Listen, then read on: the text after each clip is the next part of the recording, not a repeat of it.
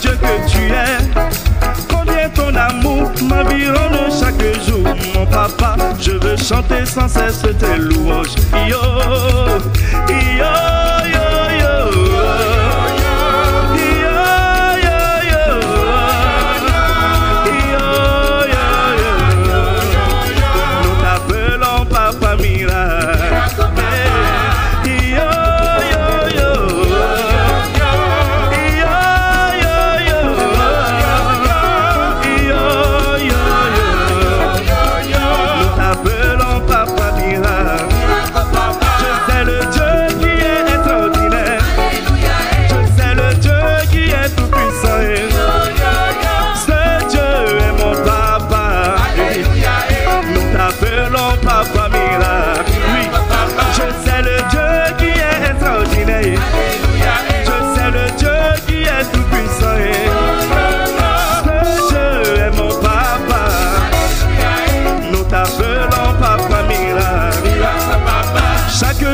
Ta grâce me suffit. En toutes choses, je vois ta fidélité. Je vois tes bontés et je viens témoigner. Mon papa, je veux chanter sans cesse tes louanges. Yo, yo, yo, yo.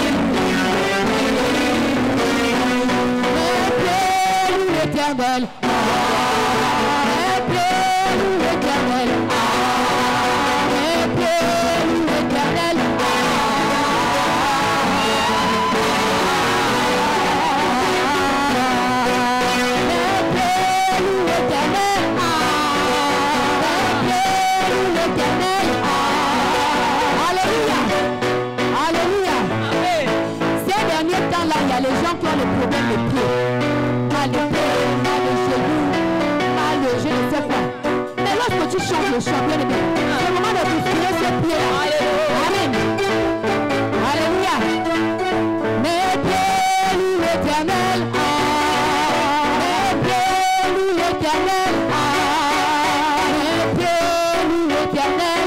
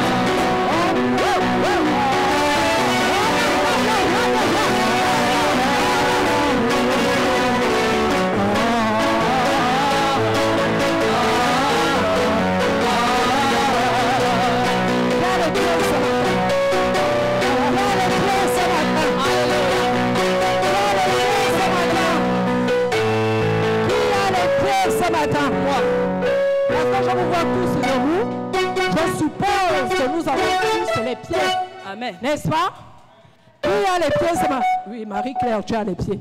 Amen. Ouais, je vois tes pieds, effectivement. Amen. Qui a les pieds ce matin? Le frère Laurent. Amen. Tes pieds. Alléluia. Alléluia. Amen. Alors ce matin, est-ce que vos pieds peuvent louer l'Éternel?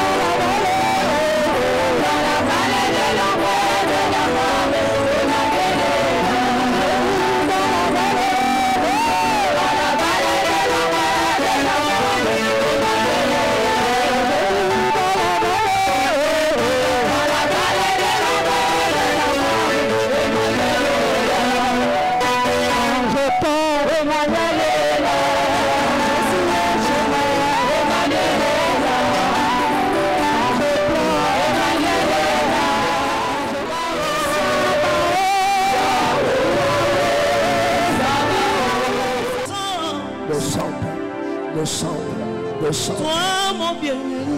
Descends, descends. Prends-moi dans tes bras d'amour. J'aime ta présence. Jésus mon roi. Merci Jesus pour ta grâce. J'aime ta présence. Ta présence. Toi mon bien-aimé. Merci pour ce moment. Prends-moi dans tes bras d'amour. Merci notre Dieu. Sur moi contre ton cœur. Pour cette matinée. Prends-moi dans tes bras d'amour. Sois béni notre Jésus. Dieu. Sur moi contre ton cœur. Oh Seigneur, merci pour ta présence. J'aime ta présence. Oh merci notre Dieu. Oui, j'aime ta présence. J'aime ta présence. Elle me fait du bien. J'aime ta présence. Elle me rassure. Elle me rassure. J'aime ta présence. J'aime ta présence. Elle me fait du bien. Elle me fait du bien. J'aime ta présence. Que cette présence inonde notre cœur. Que ton esprit inonde notre cœur. Merci pour la gloire de Dieu qui est parmi nous ce matin. Au nom de Jésus-Christ de Nazareth. Amen. Applaudissons sa présence. Applaudissons sa présence à son nom. Que Dieu vous bénisse.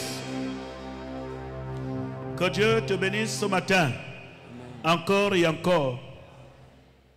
Tu es le choix de Dieu. Et que l'Esprit de Dieu te remplisse encore. Lève ta main droite, dis, je suis rempli de sa puissance. Je suis rempli de son autorité. Je suis rempli de son autorité. Toute arme forgée contre moi est sans effet. Toute arme forgée contre moi est sans effet. Le diable n'a aucun pouvoir sur moi. Le diable n'a aucun pouvoir sur moi. Dans le nom de Jésus-Christ. Dans le nom de Jésus-Christ. Ce matin, je suis plus que vainqueur. Je suis plus que vainqueur. Je suis un soldat du Seigneur. Je suis un soldat du Seigneur. Prêt pour la guerre. Prêt pour la guerre. J'ai des armes spirituelles. J'ai des armes spirituelles. L'ennemi ne peut pas me résister. L'ennemi ne peut pas me résister. Dans le nom de Jésus. Dans le nom de Jésus. Je déclare ce matin. Je déclare ce matin. Je suis un haut gradé dans l'armée de l'Éternel. Je suis un haut gradé dans l'armée de l'Éternel. Au nom de Jésus. Au nom de Jésus. Dis amen très fort. Amen. Alléluia. Exerce ton influence spirituelle dans ta famille. Amen. Exerce ton influence spirituelle dans ton lieu de travail. Amen. Tu es un soldat de l'Éternel. Que 1000 tombent à tes côtés, 10 000 à ta droite, tu ne seras pas atteint. Amen. Alléluia. Amen. Que toutes les guerres qui te sont livrées gagnent triomphe au nom de Jésus-Christ. Alléluia. Ce matin, j'aimerais que l'Esprit parle à quelqu'un ce matin. N'ayez pas peur des combats que vous traversez. Dieu permet les combats pour te donner une grande victoire. La grande victoire est devant toi. La puissance, l'autorité, le règne de notre Seigneur.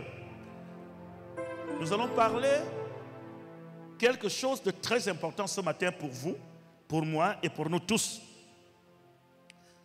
Les promesses de Dieu nous appartiennent. Je veux que quelqu'un se réveille. Le chrétien doit se réveiller.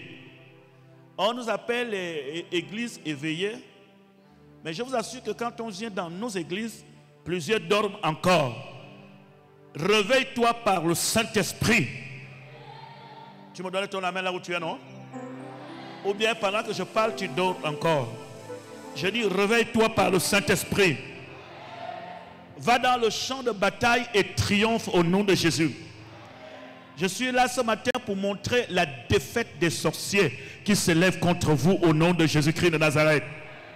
Lorsque je parle du sorcier, je ne parle pas seulement de la personne qui envoie le mauvais sort. Quand je parle du sorcier, je ne parle pas des gens seulement qui sont dans le boutique. Je parle de n'importe quel ennemi qui veut te détruire est un sorcier. Et lorsque tu rentres dans le champ de bataille, toute personne qui se place devant toi pour te combattre, il tombe au nom de Jésus-Christ. Je demande à tous les chrétiens du monde entier, vous êtes un soldat. Me comprenez très bien? Quelqu'un peut lever la main et dire, je suis un soldat. Encore, je suis un soldat. Alléluia. Mais je vais vous dire que la graduation d'un soldat dépend des combats qu'il a gagnés dans sa vie. Et ce matin, je te dis quelque chose. Chaque combat que tu rencontres, c'est que Dieu prépare déjà ta graduation. Si tu étais caporal, tu vas bientôt passer sergent. Si tu étais sergent, tu vas bientôt aller capitaine. Si tu étais capitaine, bientôt lieutenant. Chaque étape de bataille, après cette bataille, tu ne dois pas régresser, tu dois monter. Et plus tu montes, plus tu as l'autorité sur des démons, parce que les démons sont en catégorie. Si tu es lieutenant, tu ne peux pas aller attaquer les démons qui sont très hauts. Voilà pourquoi chaque combat que tu traverses, Dieu te prépare à monter et affronter les dominations les plus puissantes de l'histoire de ta famille. Et lorsque tu deviens général de l'armée de l'Éternel, rien ne pourra te résister dans ta famille. Dis Amen avec moi au nom de Jésus. Je dis, lorsque tu seras général, rien ne pourra te résister. Constatez que Jésus était sur la montagne, et pendant qu'il était sur la montagne, un monsieur a amené son fils aux disciples pour chasser le démon. Ils n'ont pas pu chasser le démon, et lorsque Jésus descend de la montagne, à l'instant même où il descend, le démon vire Jésus, il jeta l'enfant à terre. C'est ça, la vie spirituelle est dimensionnelle. Ne soyez pas dans les histoires que nous sommes tous pareils de Dieu. Ça, c'est le langage des pauvres qui connaissent rien, qui dit que devant Dieu on est tous pareils. C'est faux. Devant Dieu on n'est pas tous pareils. Qui vous a enseigné cela? Vous avez trouvé ça dans quel chapitre et quel verset? On n'est pas tous pareils. On n'est pas au même niveau. La foi est dimensionnelle. C'est la raison pour laquelle Jésus vous dit, si vous n'avez pas la foi comme un grain de sénévé. En réalité, il ne vous a pas dit seulement d'avoir la foi comme un grain de sénévé. Il a dit que si votre foi est aussi petite, si vous arrivez même à atteindre cela, voici ce que vous pouvez faire. Il y a les gens qui ont la foi plus petite qu'un grain de sénévé. Il y a les gens qui ont la foi comme un grain de sénévé. Il y a aussi les gens qui ont la foi qui dépassent même le grain de sénévé. Me comprenez très bien? L'affaire de Dieu, ce n'est pas l'affaire qu'on est tous pareils. Oh, ne vous en faites pas, Dieu nous voit tous pareils. Dieu ne nous voit pas tous pareils. Je vais te prendre un seul exemple. Toi, tes enfants sont tous pareils? Non. La fille de 8 ans est pareille avec ton fils de 20 ans? Non. Ce sont tes enfants, mais le traitement est différent. On est tous pareils. Bon, essaie de sortir de ta maison, laisse tes clés à la fille de 7 ans pour assurer la sécurité de la maison. C'est ton enfant. Mais il y a certaines responsabilités que tu ne peux pas lui confier à cause de son âge. Ça n'annule pas que c'est ton enfant, mais il est encore enfant. C'est la même chose en Christ. Nous sommes tous assis là. On n'est pas pareil. Parmi nous là, il y a des bébés. Parmi nous là, il y a des sergents. Parmi nous là, il y a des colonels. Parmi nous là, il y a des généraux dans la maison de Dieu. Et mon but, c'est de changer votre statut. Vous permettre de devenir grand devant Dieu. Nous sommes tous au même niveau. Je ne sais pas si c'est la pile.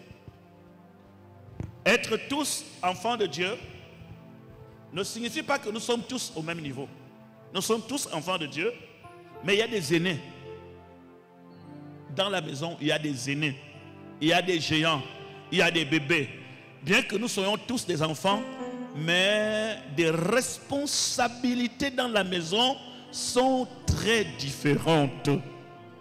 Et Dieu est sur le point de changer ton statut dans dans sa maison, pour que tu ne sois plus n'importe qui, tu dois être l'homme ou la femme à qui Dieu peut confier certaines responsabilités pour changer le destin de ta famille.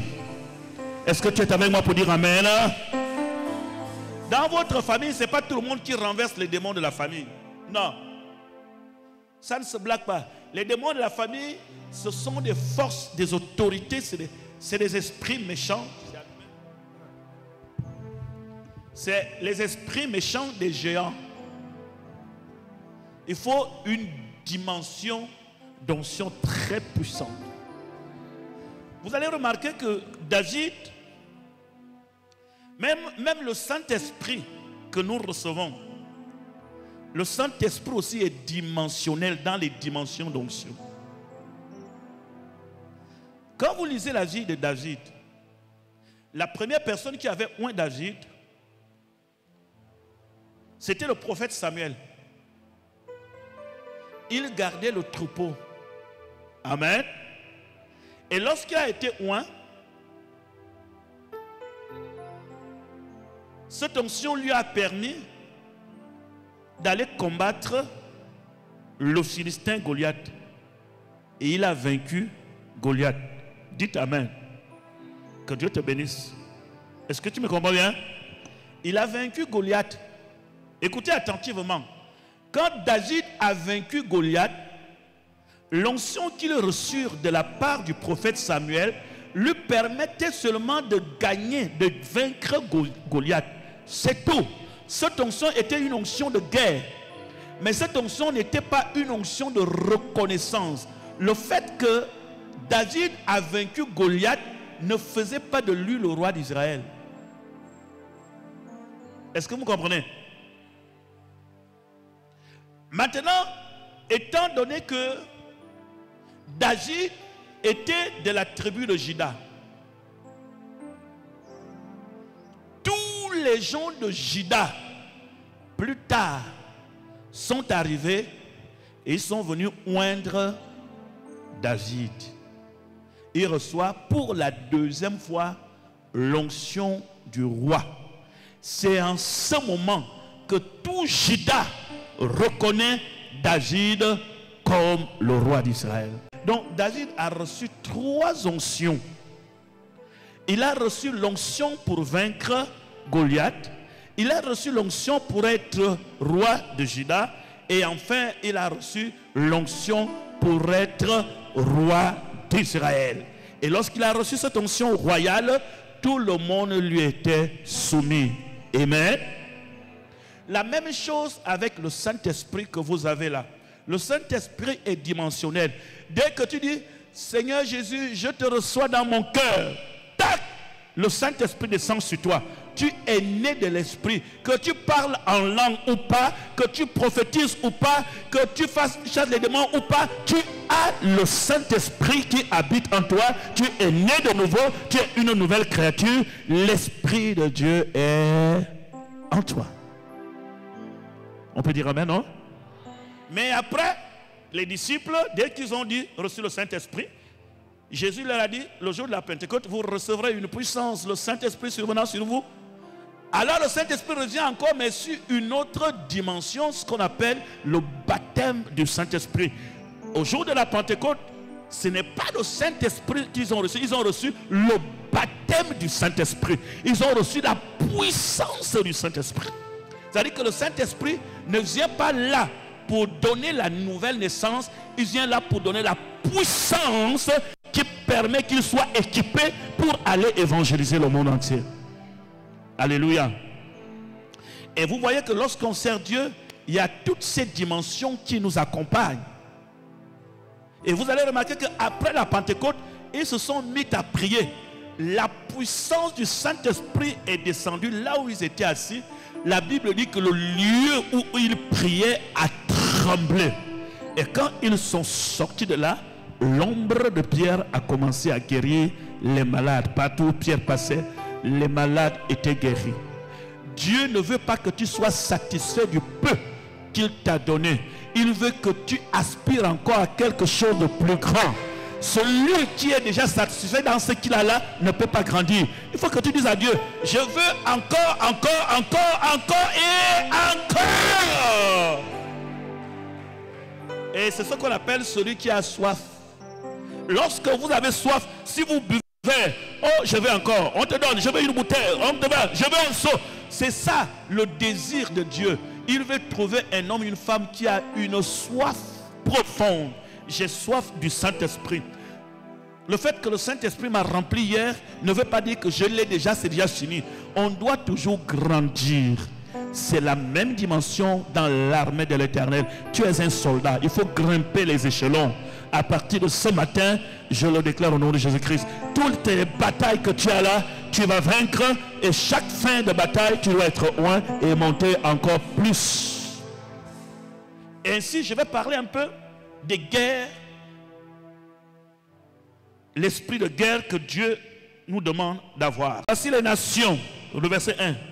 Voici les nations que l'Éternel laissa pour éprouver par elle Israël.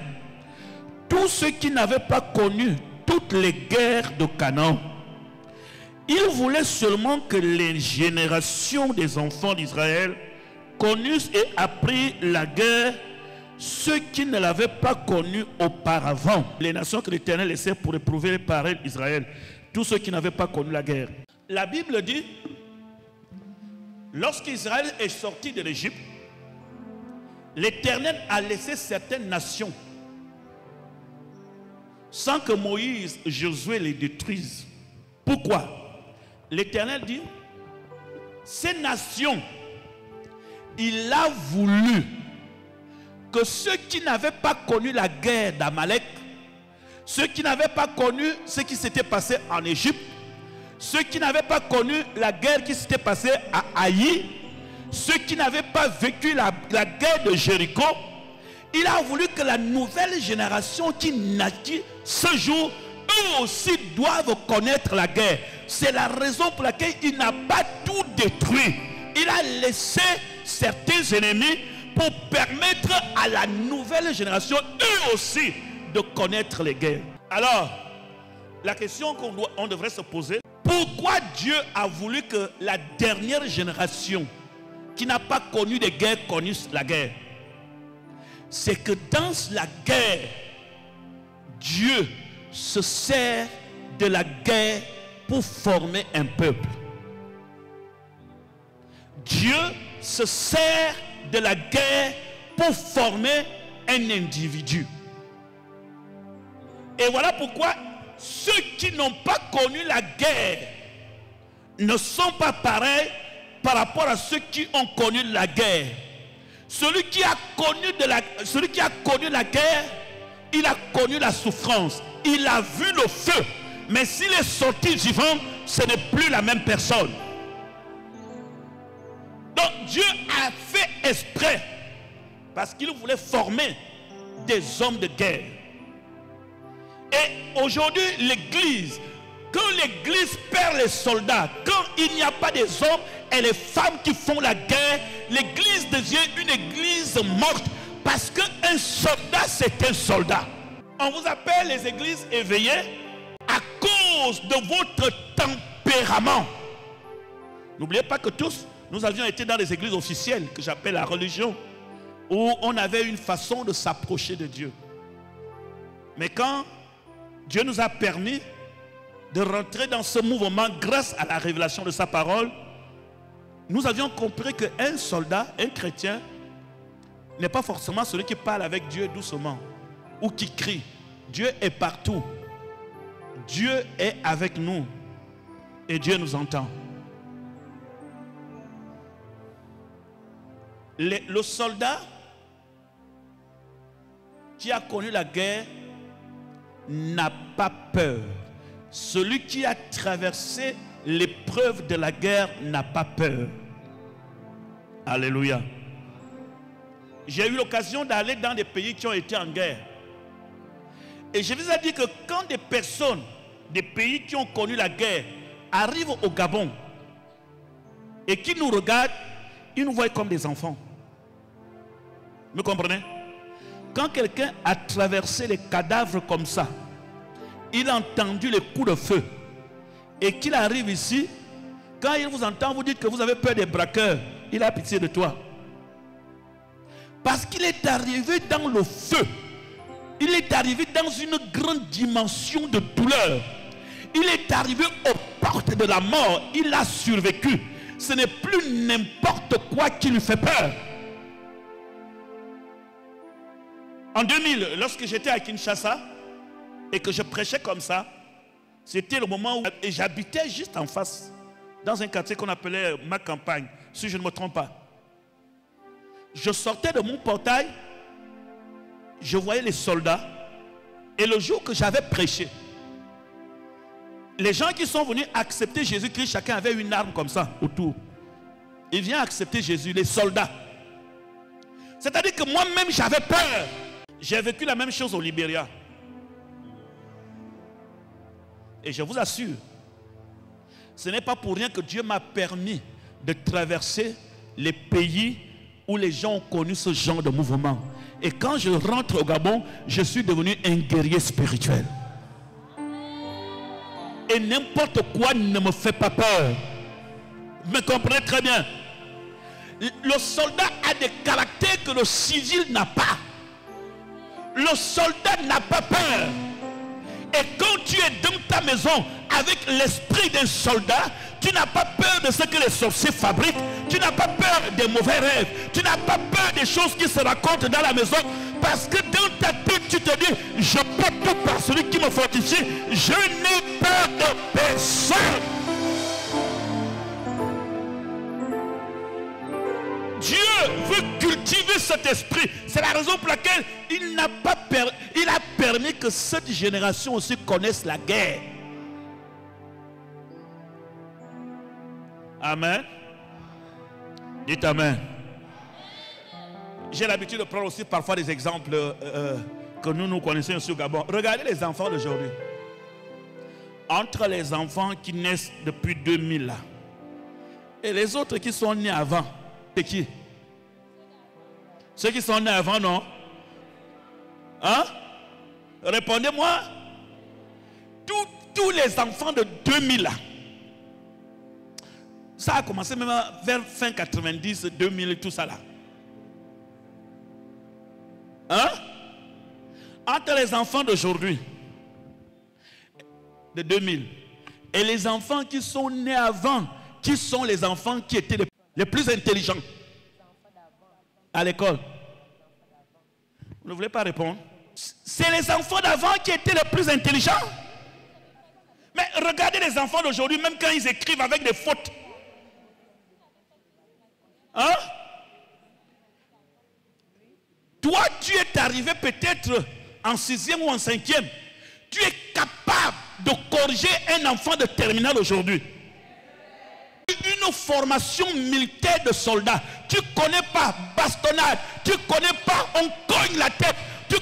Si nos têtes sont solides aujourd'hui, c'est parce que c'est caillou.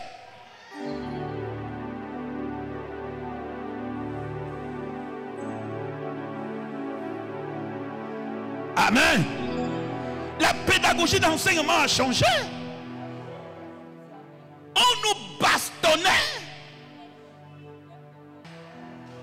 Même les gens là, on dirait que vous aussi vous étiez même à côté.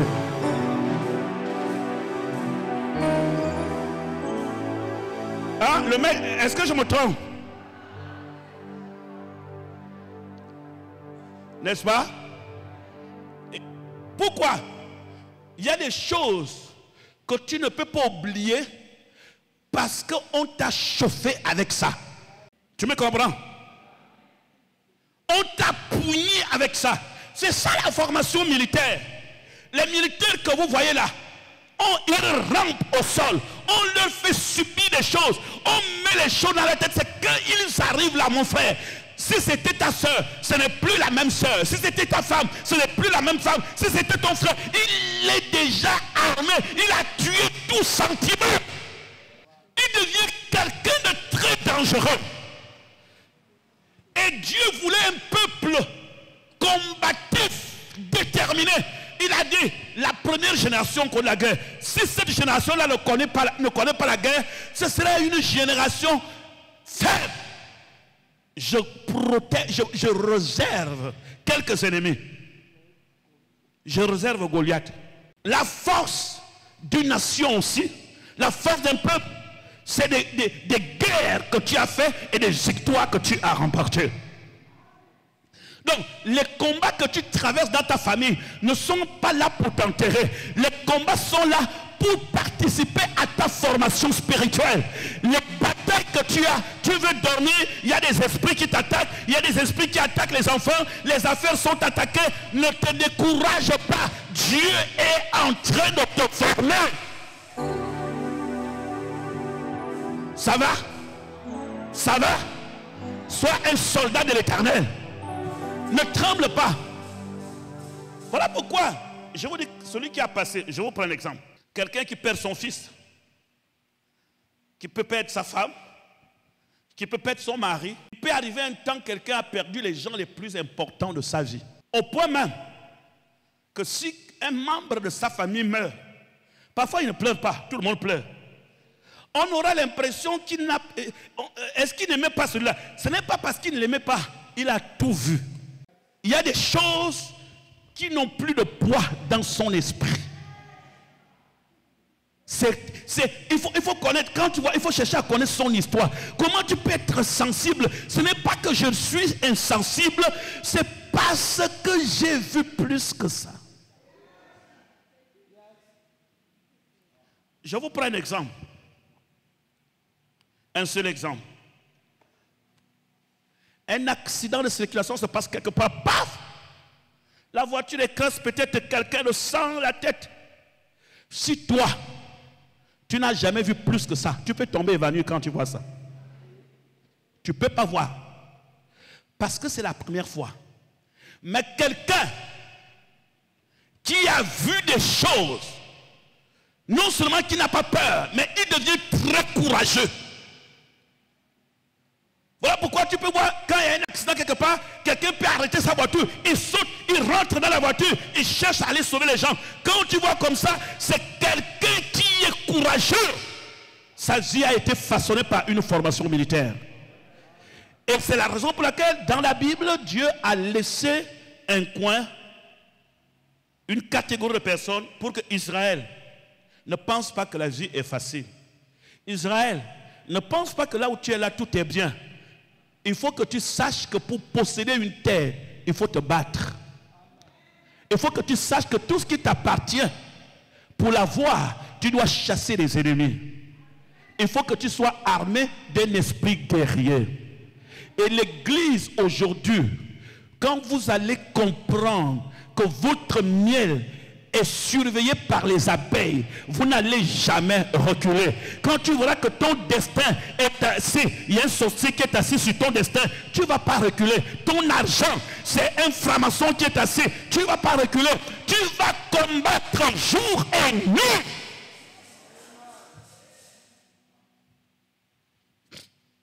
Que Dieu te donne la victoire. Soyez revêtus de l'esprit guerrier.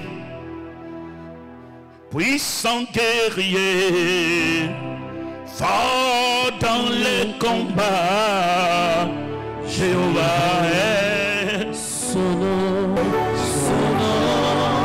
oh puissant guerrier, puissant guerrier,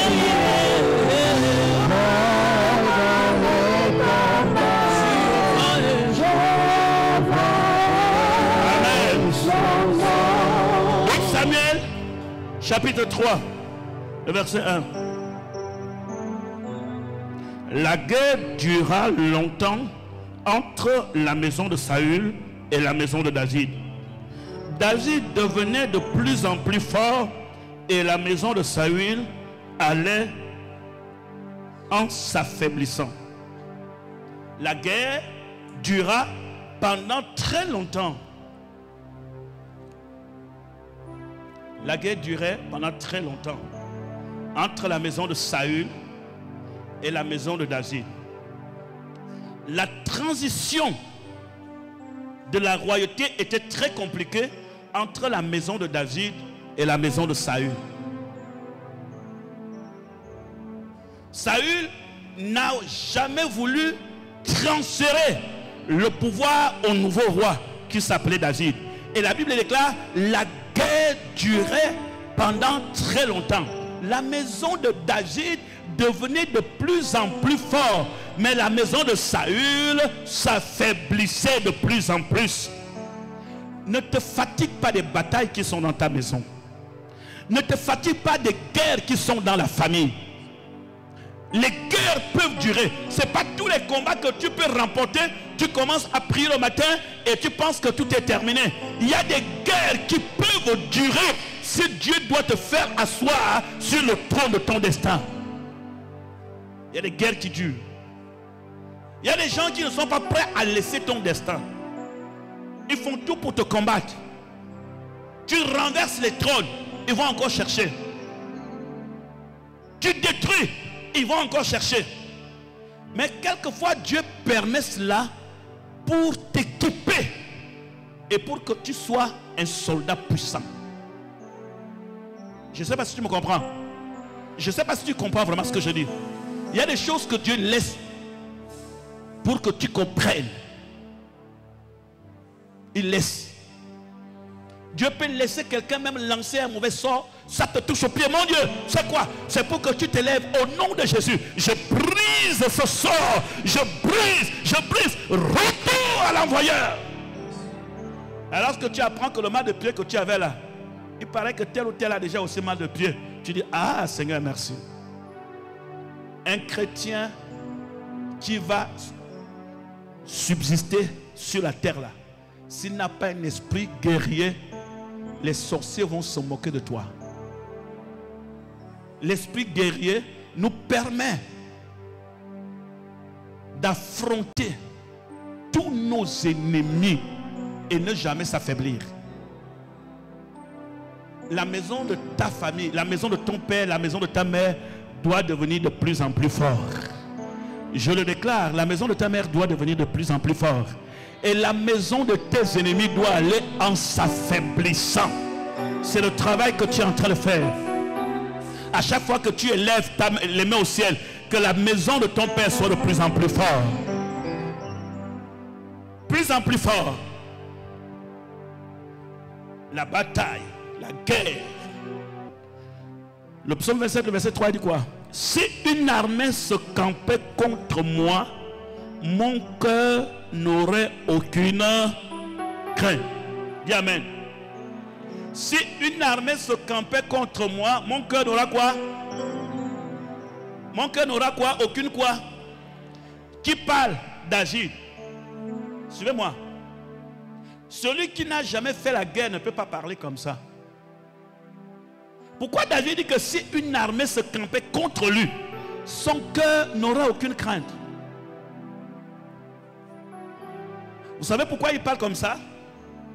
Il se rappelle des batailles contre Goliath, des batailles contre les Philistins, des batailles qu'il a connues. Il n'a jamais été vaincu. Alors il dit que si une autre armée arrive, je n'aurai pas aucune crainte. C'est la raison pour laquelle je vous dis, celui qui est dans des batailles ne tremble pas devant l'épreuve. Parce que tu sais que cette histoire-là, celui qui m'a sauvé hier me sauvera aujourd'hui. Celui qui combat avec moi dans le passé combattra avec moi aujourd'hui et même dans le futur. Si une armée campait contre moi, mon cœur n'aura aucune crainte. Si mon nom était amené ongosé chez les féticheurs, mon âme n'aura aucune crainte. S'il y a des complots qui se passent dans mon lieu de travail, mon âme n'aura aucune crainte. S'il y a des gens qui projettent qui ont des projets iniques contre moi, mon cœur n'aura aucune crainte. Je n'ai pas peur. Parle comme ça dans ce qui te concerne. Et la gloire de Dieu va se lever. Et la puissance du Seigneur va se manifester dans toute sa plénitude. Si une armée campait contre moi, mon cœur n'aura aucune crainte. Ne craignez pas. Celui qui est en toi est plus fort que celui qui est dans le monde. Que les démons soient anéantis. Nous prenons encore gloire à notre Dieu. Le verset 20 dit: je te rendrai pour ce peuple comme une forte muraille de reins. Ils te feront la guerre, mais ils ne te vaincront pas. Car je serai avec toi pour te sauver et te délivrer, dit l'Éternel. Je te rendrai pour ce peuple comme une forte muraille d'airain. Je te rendrai pour ce peuple comme une forte muraille d'airain. Ils te feront quoi? Mais ils ne te... Ils te feront quoi? Mais ils ne te... Mais ils te rappellent d'abord que je ferai d'abord de toi quoi? Une muraille d'airain. Ça signifie que rien ne va te traverser au nom de Jésus. Je ferai de toi muraille d'airain. Vous savez, ce qui donne la vie à la parole, c'est la manière dont tu crois à cette parole. Ce qui donne l'efficacité de la parole, c'est la manière dont tu crois en cette parole. Est-ce que tu peux croire que ta vie est en sécurité? Est-ce que tu peux croire que ta famille est en sécurité? Est-ce que tu peux croire qu'autour de toi, il y a une haute sécurité? Ils te feront la guerre, mais ils ne te vaincront pas. Ça signifie quoi? Tu auras la guerre. Il n'a pas dit qu'ils ne te feront pas la guerre. Ils te feront la guerre. N'oublie pas que la guerre est un conflit. Hein? Ils te feront la guerre. Donc, vous comprenez? J'aimerais vous dire quelque chose dans la guerre. Il dit, ils te feront la guerre, mais ils ne te vaincront. C'est quoi une guerre? C'est un conflit entre deux nations, des États. La guerre a plusieurs définitions. Tout dépend de l'espace et des personnes qui font cette guerre. Il y a la guerre entre une nation et une autre nation. Il y a la guerre entre une maison et une autre maison. Il y a plusieurs formes de guerre. Mais quand il dit ils te feront la guerre, ils ne te vaincront pas. Prenons la notion de la guerre. Est-ce que vous savez que quand deux peuples sont en guerre, écoutez attentivement, quand deux peuples sont en guerre, il y a les dégâts de deux côtés. Hein? Comprenez que quand il dit ils te feront la guerre, mais ils ne te vaincront pas. Il n'a pas dit qu'ils te feront la guerre, tu n'auras pas de perte. Non. Il dit ils ne te vaincront pas. Je prends, supposons que la guerre entre l'Ukraine et la Russie amène à ce que l'Ukraine gagne et que la guerre termine. L'Ukraine aura perdu combien de personnes? Ou bien on renverse. Admettons que la Russie va gagner la guerre et que la guerre s'arrête. La Russie aura perdu combien de personnes? Hein? Lorsqu'on te dit qu'ils te feront la guerre, ils ne te vaincront pas. Cela ne veut pas dire que l'ennemi ne pourra pas atteindre quelque chose. Mais l'objectif, la fin de la guerre, c'est toi qui triomphes. C'est ça qu'il veut dire.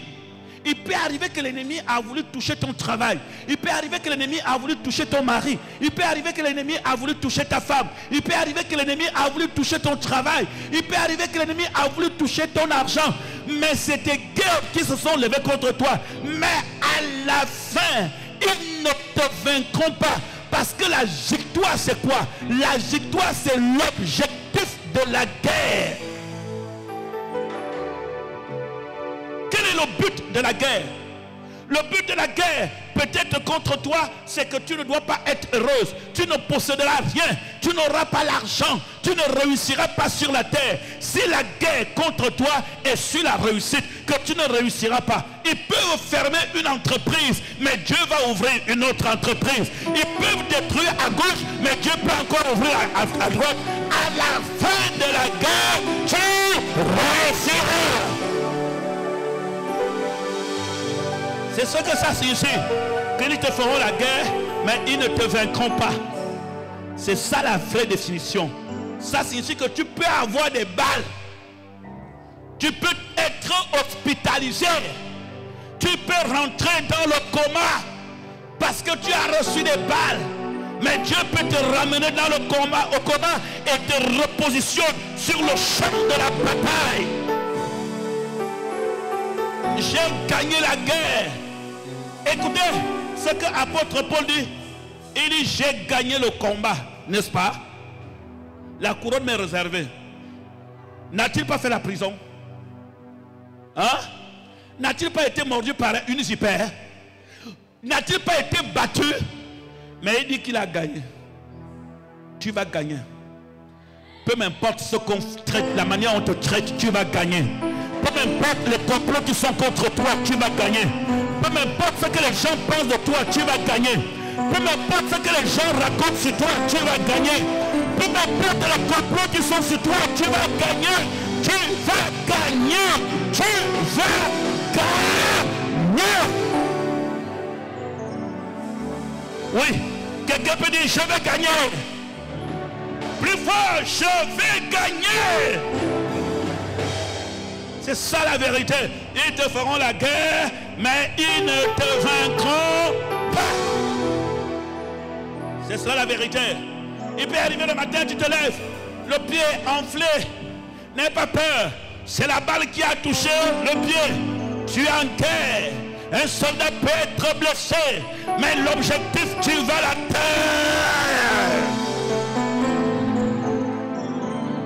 Tu vas l'atteindre au nom de Jésus. Et nous disons ça à tous les sorciers. Oui, nous avions reçu vos balles. Oui, nous recevons vos flèches, mais la bataille n'est pas encore terminée. Nous allons gagner la guerre dans l'église. Nous allons gagner la guerre dans le campagne. Nous allons gagner la guerre dans le monde. Nous allons gagner la guerre. Ils te feront la guerre, mais ils ne te vaincront pas. Oui, ils t'ont vraiment fait. Après la croix, jetons nos armes au pied du roi des rois. Les chants après les larmes, retourne après la croix. Debout, c'est au cohorte, soldat du roi des rois.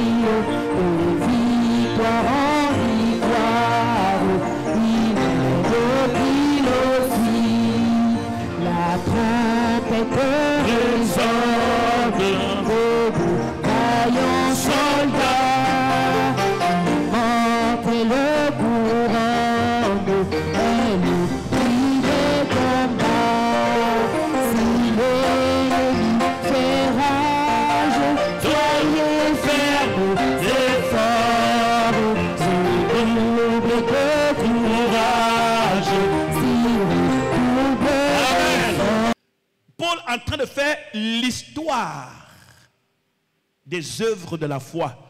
Comment par la foi, depuis l'Ancien Testament jusqu'à nos jours, comment la foi a produit des résultats. Il commence à dire, c'est par la foi qu'Abraham a quitté, c'est par la foi que Moïse est sorti de l'Égypte, c'est par la foi qu'ils ont fait ceci. Il fait une citation, mais il arrive ici que c'est par la foi qu'ils ont fait des guerres. Ils ont éteint la puissance du feu. Ils ont été jetés dans la gueule de lion et ils sont sortis libres et vainqueurs. En quelque sorte, c'est par la foi qu'ils ont gagné les batailles. C'est par la foi qu'ils ont fait des guerres. Toutes les guerres que nous faisons, nous allons triompher par la foi. Oh, je crois que c'est par la foi que je me tiens sur le champ de bataille.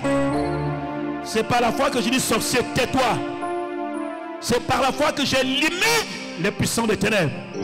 Amen pour toi-même. Gloire à notre Dieu. Gloire à notre Dieu. Oui, oui, oui. 1 Timothée chapitre 1, verset 18. Gloire à notre Dieu. 1 Timothée chapitre 1, verset 18. Il est écrit, le commandement que je t'adresse, Timothée, mon enfant, selon les prophéties faites précédemment à ton sujet, c'est que d'après elle, tu combattes le bon combat. La prophétie est un message. Timothée dit, Paul dit à Timothée, ce que je te recommande, tout ce que tu as entendu là, Jésus va te guérir, Jésus va t'élever, Jésus va te donner. Dans tout ce que tu entends sur ces messages, ce que je veux te dire par là, c'est que tu dois combattre le bon combat pour que ces choses deviennent une réalité. Est-ce que tu comprends déjà? C'est ce qu'il est en train de dire à Paul, que n'attends pas, ne reste pas que Dieu va me donner, Dieu m'a promis, Dieu a dit. Tout ce que tu entends, c'est que pour que cette prophétie devienne réelle, sois un soldat. Combat. Parce qu'il y a des gens qui veillent à ce que la prophétie ne se réalise pas. Mais moi je sais qu'il va se réaliser. Je sais qu'elle est sur le point de se réaliser. Paul, combattre le bon combat. Quand il dit combattre le bon combat, ça veut dire que ne combat pas dans la chair. Ne va pas aller attaquer quelqu'un. Ne va pas taper quelqu'un. Tu dis, donne-moi mon destin, c'est toi. Le sorcier ne comprend pas les coups de poing. Il comprend la puissance de la parole. Tu me comprends très bien. Les chrétiens qui grandissent dans la culture de guerre spirituelle ont un feu en permanence dans leurs yeux. Et ils ne laissent pas le diable prendre 1 cm² de leurs yeux. Tu me comprends très bien. Que Dieu te donne la force et la puissance. Le monde invisible existe, que vous le voulez ou pas. Satan n'a pas besoin que tu crois en lui pour pouvoir exister dans ta vie. Quand il veut détruire ta vie, il détruit. Il s'en fout que tu crois qu'il existe ou pas. Il détient le monde entier dans l'aveuglement. Vous me voyez, non? Tout le monde entier est aveuglé. Il y a des maisons, des familles où le diable règne. Mais les gens sont tellement aveuglés, ils pensent que les choses qui arrivent dans leur maison, ces choses sont normales. Mon frère, vous êtes aveuglé. Laissez le Saint-Esprit mettre du collier dans vos yeux afin que vous voyez complètement clairement. L'être humain est aveuglé. La maladie qui est très grave dans la vie de l'homme, tu peux être infirme sans marcher, mais ne sois pas aveugle. Être aveugle, on se moque de toi. Satan a obscurci certains domaines de votre vie où vous devez voir la gloire de Dieu briller. Le diable a obscurci ton élévation. En quelque sorte, la chose que Dieu t'a réservée, le diable a mis le noir dans tes yeux. Qu'est-ce qui se passe? Voici de l'or. Et ce or-là t'appartient. Satan ne vient pas combattre ce qui vient de Dieu. C'est toi qui viens combattre. Pour que tu ne voies pas, c'est l'or. Est-ce que vous comprenez ce que je dis? Quand les gens, Satan est parti attraper mon destin, Satan ne va rien attraper. Ce sont tes yeux qui la volent. Et voilà pourquoi tu te réveilles le matin, ma vie n'est pas bien, pourquoi je suis comme ça? Qui t'a dit que ta vie n'est pas bien? Tu es en meilleure forme que tu n'as jamais été à partir de maintenant. Je suis en retard. Il a déjà mis le mot retard dans ta tête. Tu es en retard de quoi? Tu es à l'heure.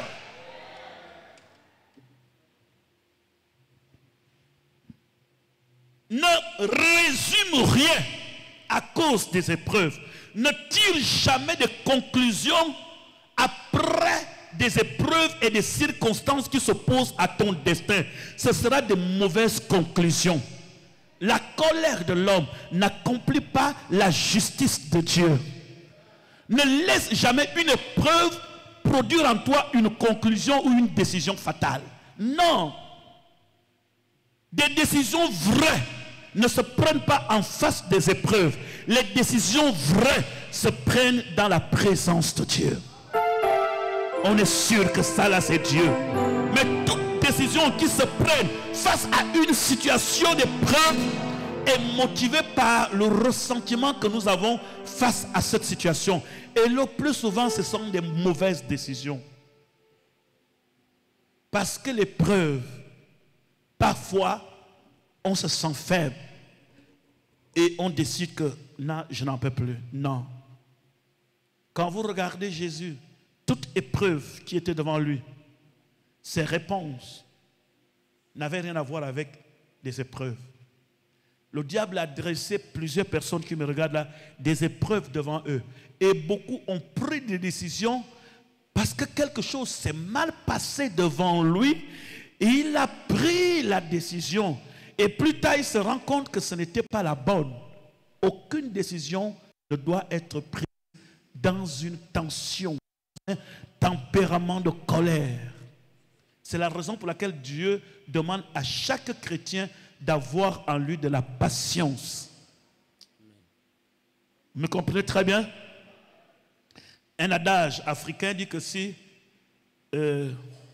quand dans la rivière,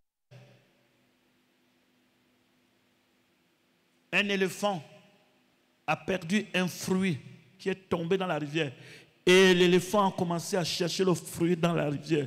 Il cherchait, mais il n'a rien vu.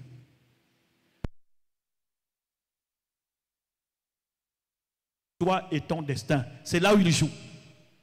Entre ce que Dieu te donne et toi, il se met au milieu. Il fait les murs de Jéricho. Tu regardes, tu ne vois rien. Regardez quand Lot et Abraham se séparent. Je conclus par là. Quand ils se séparent, Abraham dit à Lot, si tu vas à gauche, je vais à droite. Si tu vas à droite, je vais à gauche. La Bible déclare que Lot a regardé, il a vu des plaines très jolies. Il a laissé le côté des collines des montagnes. Lot a pris le côté où il y avait des plaines. Il est arrivé, il y avait la bonne rosée. C'était comme un jardin d'Éden. Il est parti. Mais il a choisi Sodome et Gomorrhe. Mon frère, il y a des choses qui peuvent paraître bien, brillantes pour un instant, mais qui pourront être jugées plus tard. Alléluia. Amen, amen. Je prie que Dieu accorde à quelqu'un dans la salle ici l'esprit de discernement. Que Dieu t'ouvre les yeux, te donne la capacité de discerner ce qui est bon et précieux pour lui. Est-ce qu'on peut dire amen? J'aimerais que tu acclames le Seigneur Jésus-Christ. Est-ce qu'on peut se lever?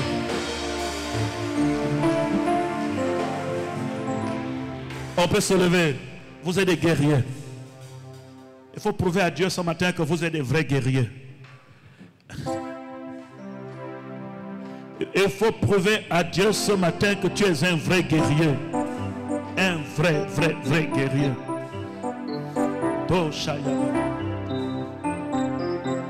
Par le sang de Jésus, oui, je suis fort, fort, oui, plus que vainqueur, par le sang de Jésus, je suis fort, oui, plus que vainqueur, par le sang de Jésus, oui, je suis fort, oui, plus que vainqueur, par le sang de Jésus.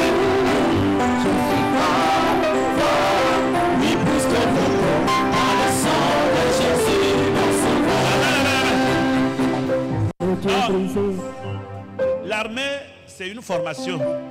Vous comprenez? Je suis fort. Non. Tu es fort. Je suis fort. Nous sommes en armée. Il faut avoir la culture. Voilà pourquoi ceux qui ont la culture de l'armée, même dans la prière, ça se sent. Je suis fort. Non! C'est-à-dire que les pieds, les mains sont dans le rythme de l'armée de Père spirituel céleste. Je suis fort, oui, plus qu'un vainqueur, par le sang, oui, de Jésus. Je suis fort, oui, plus qu'un vainqueur, par le sang de Jésus, mon Seigneur. Mais vous-même qui chantez seulement là, je suis fort, c'est quoi là? C'est vous-même qui devez faire le pas. C'est-à-dire, c'est comme le défilé au bord de mer. Vous voyez les gens?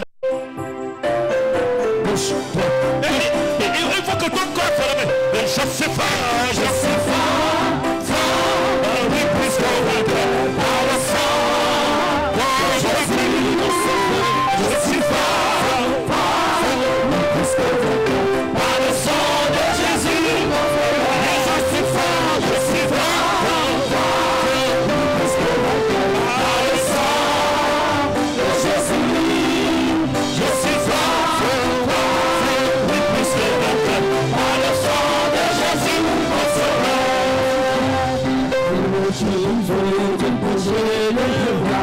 La force est en Christ, la force est en Christ. Dans ton cœur, tu peux le recevoir. La force est en Christ, ça me brille. Je suis fort,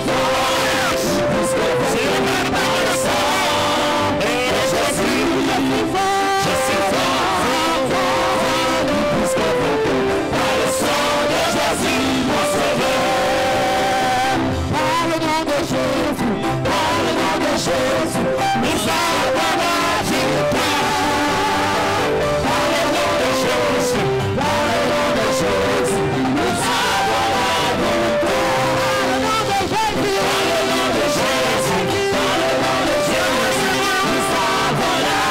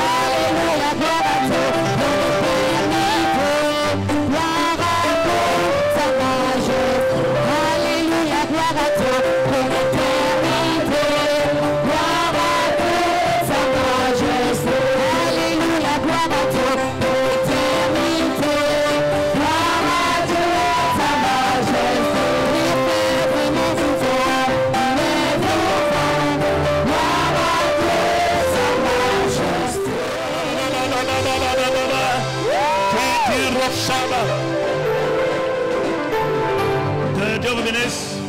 Asseyez-vous au nom de Jésus-Christ. Que Dieu vous bénisse abondamment. Soyez tous bénis et soyez tous nombreux ce jeudi pour un enseignement très fort et très puissant. Ne manquez pas les jeudis. La grâce de Dieu est avec nous. Est-ce qu'on peut acclamer le Seigneur notre Dieu?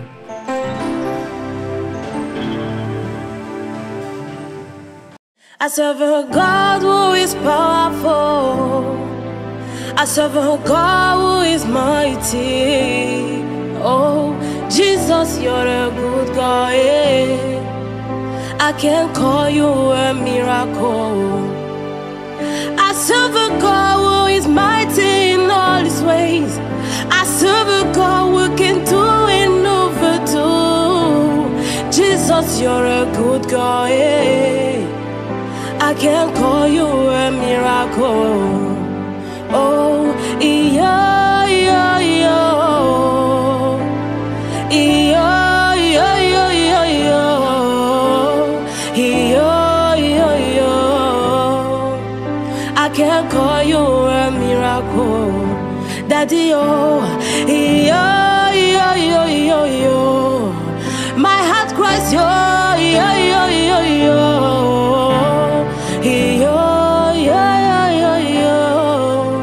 I can call you a miracle. I serve a God who is mighty.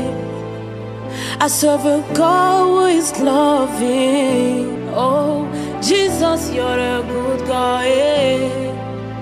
I can call you a miracle. serve a God who is mighty in all his ways. I serve a God who can do and overdo. Jesus, you're a good God. Yeah. I can call you a miracle. Oh, yeah, yeah, yeah. Yeah, yeah, yeah, yeah, yeah. Yeah, yeah, yeah. I can call you a miracle. Daddy, oh, yeah, yeah, yeah, yeah, yeah. My heart cries, yeah, yeah, yeah.